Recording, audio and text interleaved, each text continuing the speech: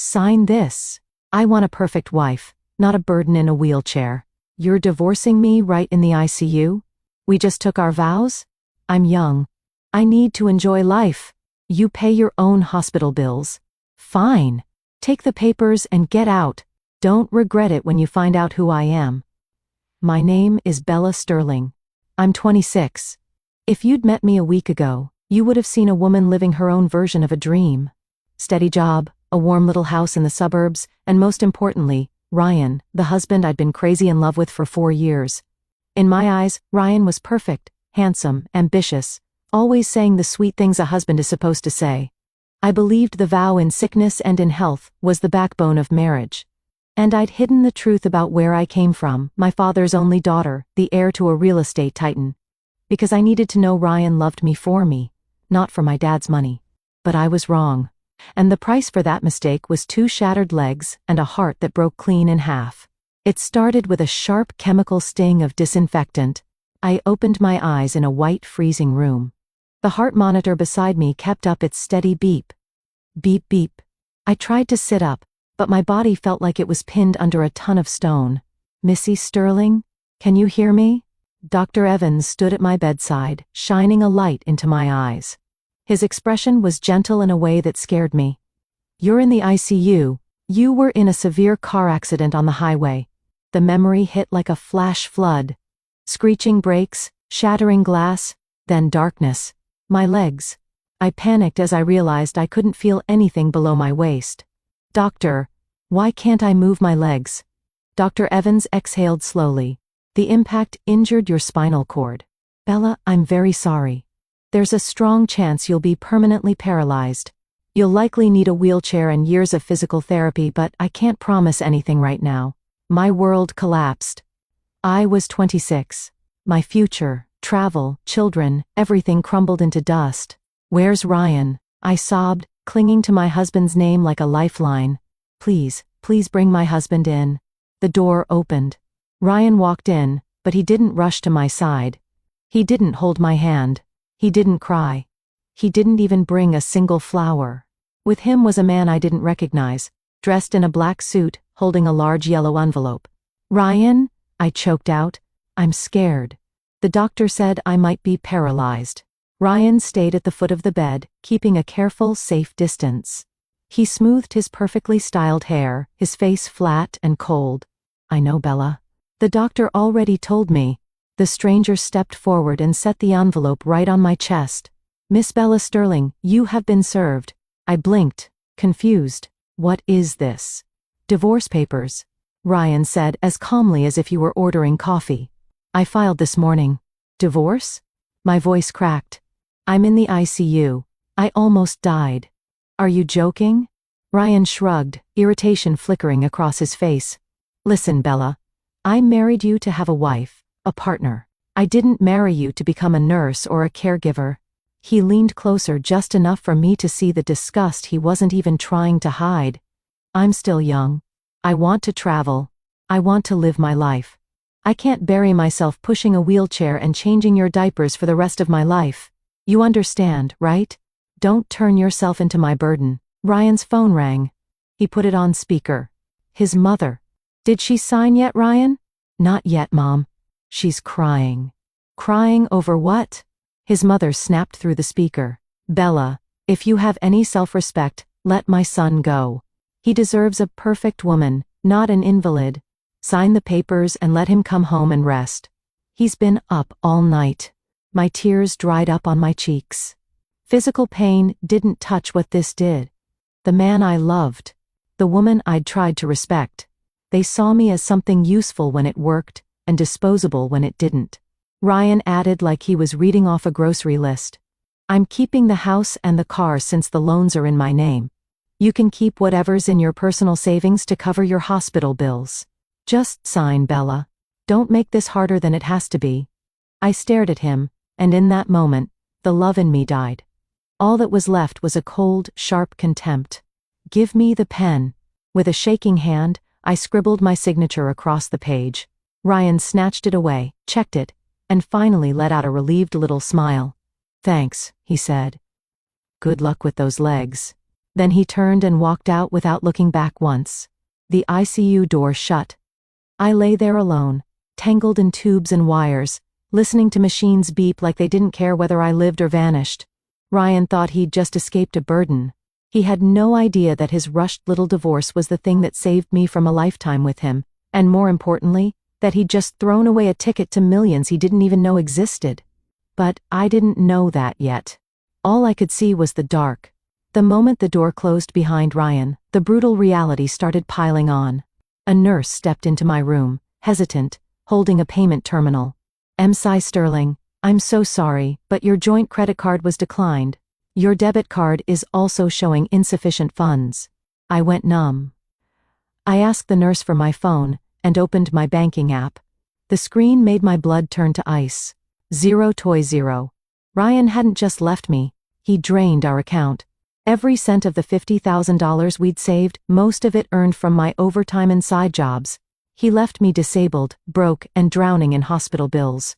He wanted me to rot. For a moment, I wanted to let myself disappear, to close my eyes and never open them again. Then a voice cut through the room, deep, steady, commanding. "Put that machine away. I'll cover everything." I looked up. My father, Robert Sterling, stood in the doorway in a tailored suit, a black ebony cane with a silver head in his hand.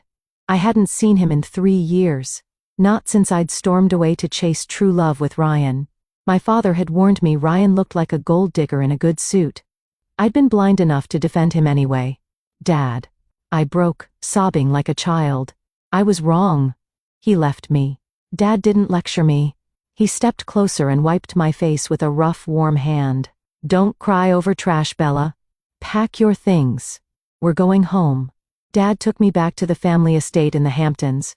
He turned the entire first floor into a private rehab wing with the best equipment money could buy. He hired 3 of the top physical therapists in the state, only for me. But something was off. Dad looked thinner, weaker. His coughing fits at night rattled the walls of that huge house. One night, while I was gritting my teeth and trying to twitch my big toe, Dad walked in and sat across from me. His face was hard, but his eyes were tender.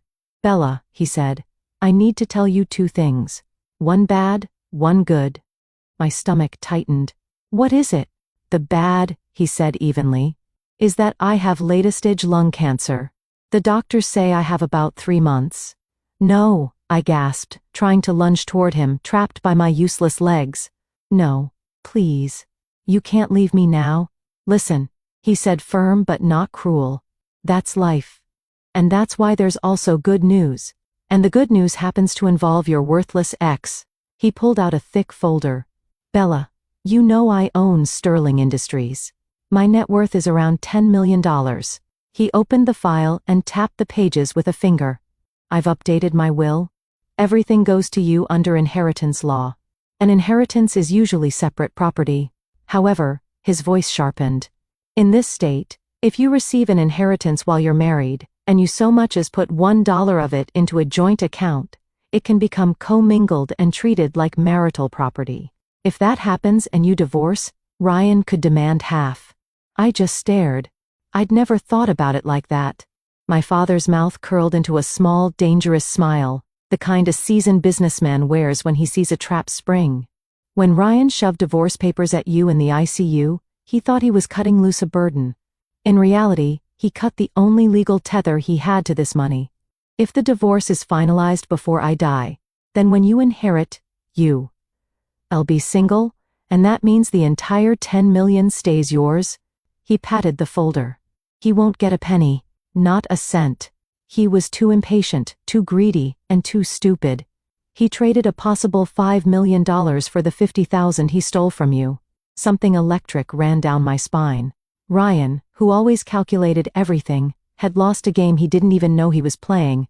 My father looked me straight in the eyes. "Now your job is to recover. I want to see you stand before I close mine. Turn your pain into power. Become the kind of heir this name deserves, not a victim." From that day forward, I trained like my life depended on it. Every time my muscles screamed like they were tearing apart, I pictured Ryan's smirk. Every time I collapsed to the cold floor, I heard his mother's voice. "No one here is going to empty a bedpan for you. I deleted my social apps. I vanished. In the quiet of that rehab room, I sweated out my rage and bled out my fear. 6 months passed. One rainy afternoon, while Ryan was posting beach photos from Bali with the money he stole, thanks to a private investigator my father hired, something happened in our living room at the Sterling estate. I braced my hands against the chair, clenched my jaw, and stood. My father, frail now in a wheelchair, watched me with tears sliding down his hollow cheeks. "That," he whispered, "is my daughter." It was the last time I ever saw him smile. A week after I took my first shaky steps, my father died in his sleep. He went peacefully, a satisfied look still lingering on his face because he knew I wasn't going to break. His funeral was private, dignified. The sky poured rain. I stood at his grave in black, leaning on my father's ebony cane, grief ripping through me. But I didn't fold because I knew the real fight started now. At the will reading, our family attorney, Mr. Harrison, adjusted his thick glasses and looked at me. "Bella, your father arranged everything perfectly. Because your divorce judgment became final on March 15th, and your father passed away on April 20th. You were legally single when the inheritance vested. The full estate, $10 million in cash, real estate holdings, and controlling shares of Sterling Industries, transfers to you as separate property. Ryan Patterson has no legal standing here." I nodded. $10 million. If Ryan had waited a few more months, or if he'd shown even a shred of decency, he could have walked away with half. But his cruelty and impatience cost him everything. 2 years passed. I wasn't the soft, quiet wife from before. I took over as CEO of Sterling Industries. With my father's loyal team around me, I grew the company even bigger. I could walk again, though I still needed supportive orthopedic shoes. No one looked at me with pity anymore. They looked at me with respect. I changed completely. Sharp bob haircut, tailored suits, and the steady eyes of someone who'd stared death down and kept standing. Ryan, meanwhile, didn't get the fairy tale ending he'd pictured. Through the investigator, I learned the $50,000 he stole vanished in 6 months. Luxury trips, parties, and a new girlfriend named Tiffany, young and pretty and painfully greedy. Tiffany wanted designer bags, a flashy car, a lifestyle Ryan's mediocre sales salary couldn't touch. Credit card debt swallowed him whole. Then the turning point hit on a Monday morning. Forbes ran an exclusive feature, the rise of a new real estate queen, Bella Sterling, and a $20 million empire. The cover photo was me standing in a glass high-rise office looking down at the city like it belonged to me. Ryan saw it. According to a coworker, someone I'd placed near him, Ryan dropped his coffee when he spotted the magazine in the break room. He read the article like it was oxygen. He realized my father was dead. He realized I was the sole heir. And then he did the math. The color drained from his face. He understood that the divorce papers he'd forced on me in the ICU were exactly what cut him off from millions. That night, my phone lit up with an unknown number, but I knew it by heart. "Bella," Ryan said, voice syrupy. "It's Ryan. I saw the article. I'm so happy for you. Can we meet up?" I didn't answer. The next day he sent flowers to my office. The day after that he waited in my lobby. When I stepped out of the private elevator, Ryan rushed toward me. He looked worse than before, wrinkled shirt, dark circles under his eyes. But the second he saw me, he snapped back into his performance. "Bella, you look amazing." He tried to hug me, but my security stepped between us.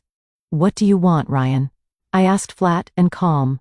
"You misunderstood everything," he said quickly, his voice shaking.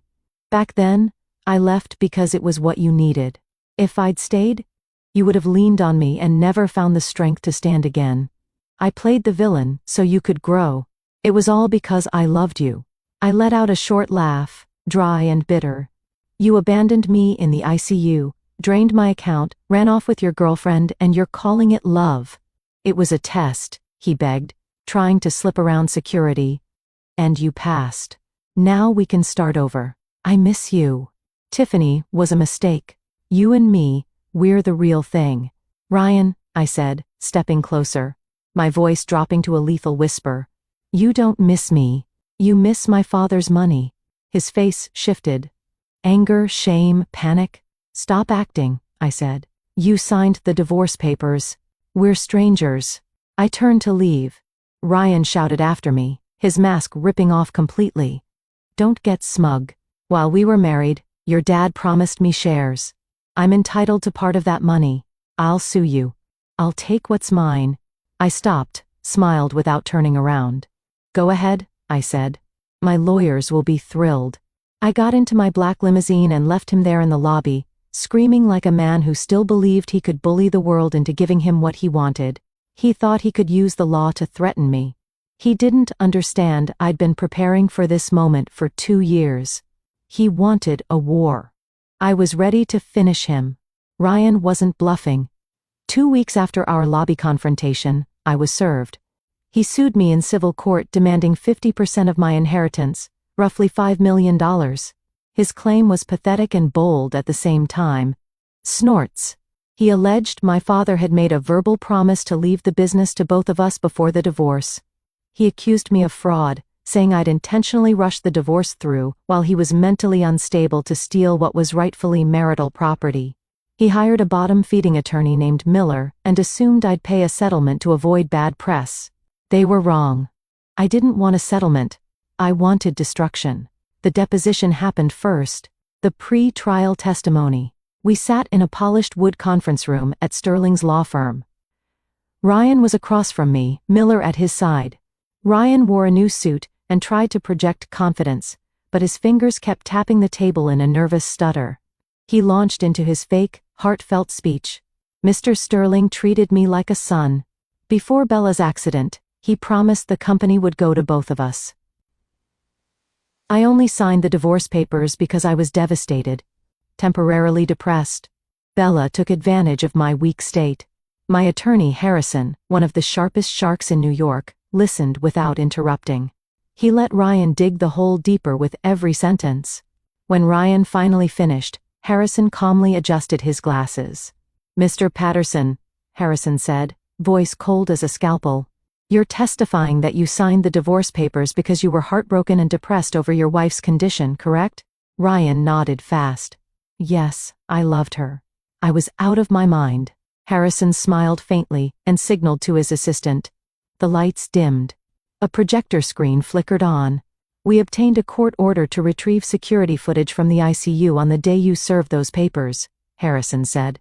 Fortunately, the hospital's system captured high-quality audio. Ryan's face drained. On the screen, Ryan appeared clear as day. Then his voice filled the room. I didn't marry you to become a nurse. I want to travel. I can't bury myself pushing a wheelchair. Don't turn yourself into my burden. And then his mother's voice, harsh through the speakerphone. Let Ryan go. No one here is going to empty a bedpan for you. The room went silent. The sound of Ryan's cruelty echoed like a hammer sealing his own coffin. Miller turned pale. He knew his client had just been caught lying under oath. The video ended. The lights came back up. Ryan sat there sweating, mouth opening and closing like he couldn't find air.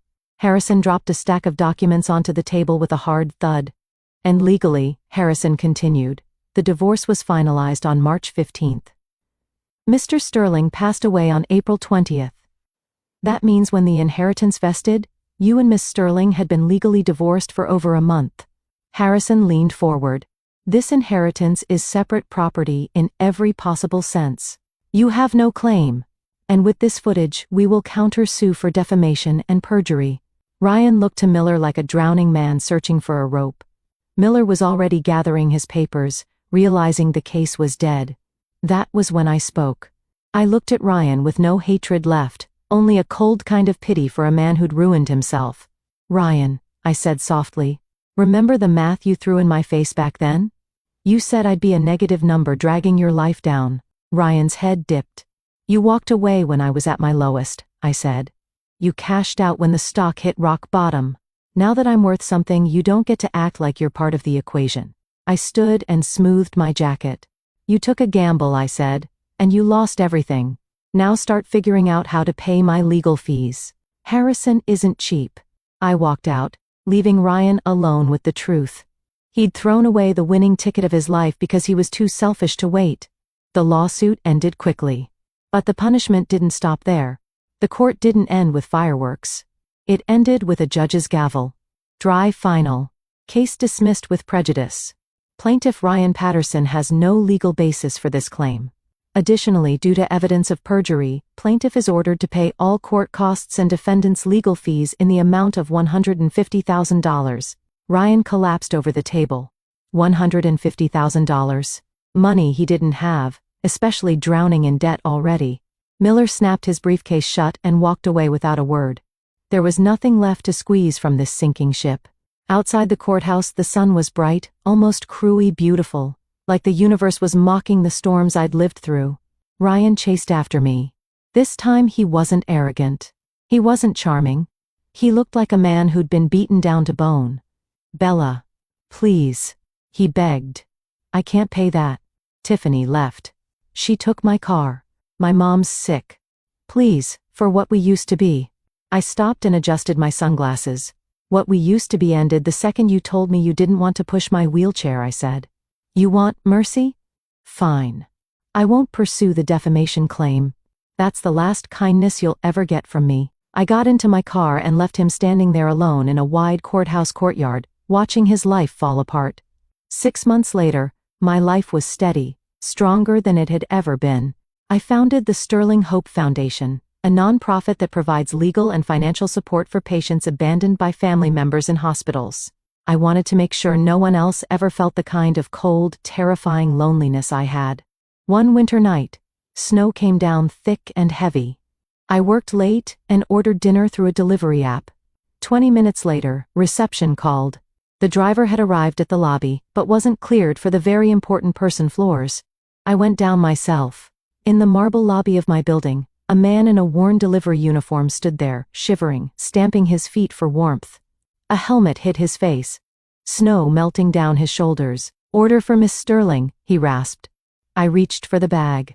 Our fingers touched. He looked up. Time stopped. "Ryan." He was gaunt, hollow-eyed, exhausted. The crisp suit he used to wear had been replaced by a cheap, threadbare uniform. The nice car he stole from me was long gone, repossessed, or sold to cover debt. Now he was out in a snowstorm hustling deliveries for pocket change to pay off a court-ordered bill he never should have incurred in the first place. He recognized me, too. His hands shook. He looked at me, designer coat, perfect posture, standing in a building that bore my name. Then he caught his own reflection in the glass doors behind me. Shame flooded his face. He couldn't speak. He dropped his gaze and turned fast, trying to escape, nearly slipping as he rushed toward the exit. "Wait," I called. Ryan froze, shoulders tight, bracing for humiliation. I pulled a $100 bill from my wallet. "Tip," I said. "Use it to buy your mom's medicine."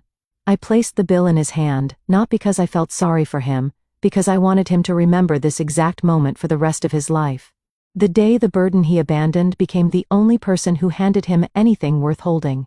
Ryan clenched the bill, tears spilling and mixing with snow. He whispered a broken thank you, then ran out into the storm, disappearing into the dark.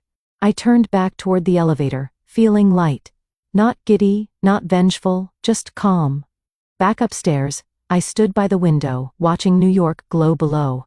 I pressed my fingers to the glass and spoke to the quiet, and to the father I'd lost. "Thank you, Ryan. Thank you for divorcing me. That paper you shoved at me was the biggest financial gift you ever gave me. And your cruelty was the fuel that built the best version of me. People say trash takes itself out. All you have to do is close the lid and keep walking.